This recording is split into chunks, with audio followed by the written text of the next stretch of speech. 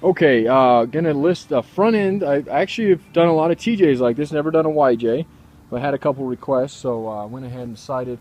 We had one in the rear that was a little bit iffy, plus I was having a pain in the butt time trying to pull the axle out of it, so I ended up cutting a few things on it.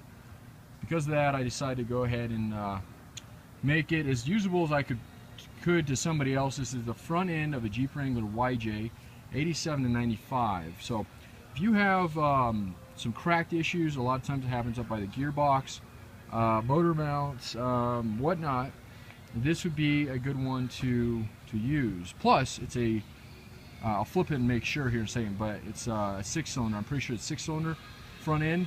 So if you're doing a conversion versus just changing your motor mounts out, it might be easier. You'll have to weigh your options, but just to replace the front end of it.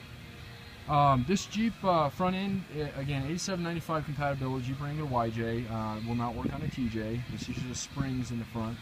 And where I've cut them, what you see is exactly what you get. My name is Jeremy, shop is Highline 4x4. I do sell entire frames. Do not get this confused. You are not getting a whole frame. You are getting exactly what you see here. Frames go very quickly. I have one 4-cylinder frame I'm currently sitting on, and I sell those things. I mean, literally, I had 12 of them a few weeks ago, and we've sold them all.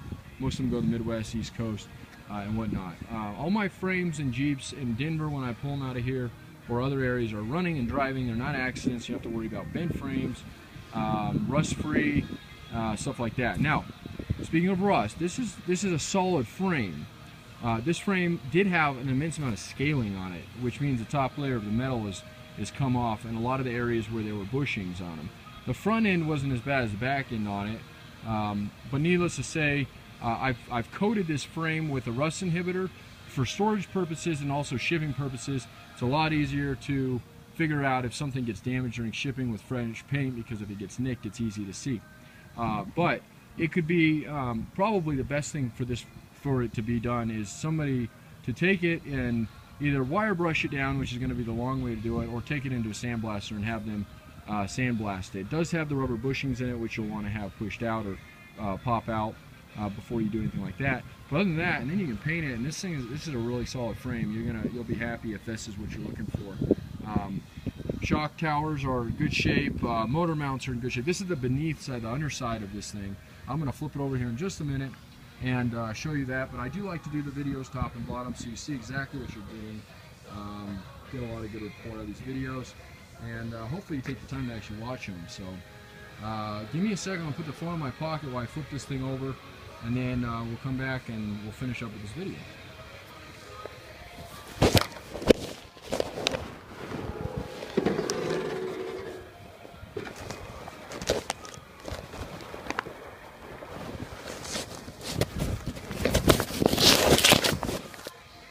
Okie dokie. Okay, here we go. All right, so here's the front side, or the top side of it, I should say. And again, and you can tell some of those areas I was talking about. I mean, you can see this is nice, smooth metal here. I mean, you could take a little bit and clean it up a little bit here. Most of the stuff I was talking about scaling-wise is where there were some bushing areas, but even this side is in really, really clean shape. You can see a little bit there as I kind of peel it away. I didn't actually wash this one like I usually do. Before I coated it, I ran out of time and it started to rain, so a lot of times just our hot seat high pressure washer, it spits out enough water pressure that it gets these things pretty awesome, and then we take them and coat them after that. While I'm looking at it, there's no broken bolt holes, so we don't have to drill anything out. That's good. A lot of times that happens on the front of those. And this piece, this is a really good indicator how clean this frame actually was, because normally this hole is a pretty good area that eats out. Now, even when they're eating out, and that happens a lot because that rubber sits there and collects moisture, doesn't mean it's a bad frame. But that one is like a perfect circle, so very, very clean. Be very happy. Yes, this is indeed a 6-cylinder frame.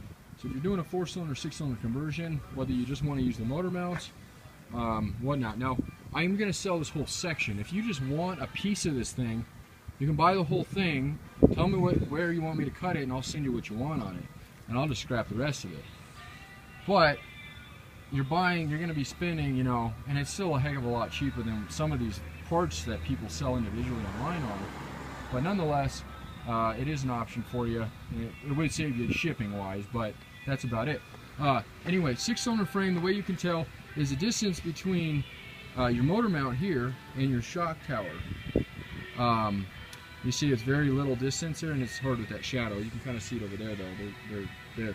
Now on a 4-cylinder, which I have one, and I don't know if we can see it from here, but it's basically pushed back. And you push back almost like what? I don't know if you can see that one over there. So if you have a 4-cylinder Jeep, that's what your frame's going to look like. And that is a 4-cylinder frame. That's my last one right now. I have a couple tubs available left, axles, roll bars, you name it, I got it. 8706, that's my bread and butter. And I've really spent a lot of time specializing in finding these small parts. All those bins are filled with parts that they don't make anymore. A lot of them they don't make anymore. So if you're looking for parts for other things on your Wrangler, definitely keep me in mind. My name is Jeremy. I'm in Denver, Colorado. Highline 4x4. I'm a one-man shop. Cell phone is 720-987-8772. Call me, text me, email me.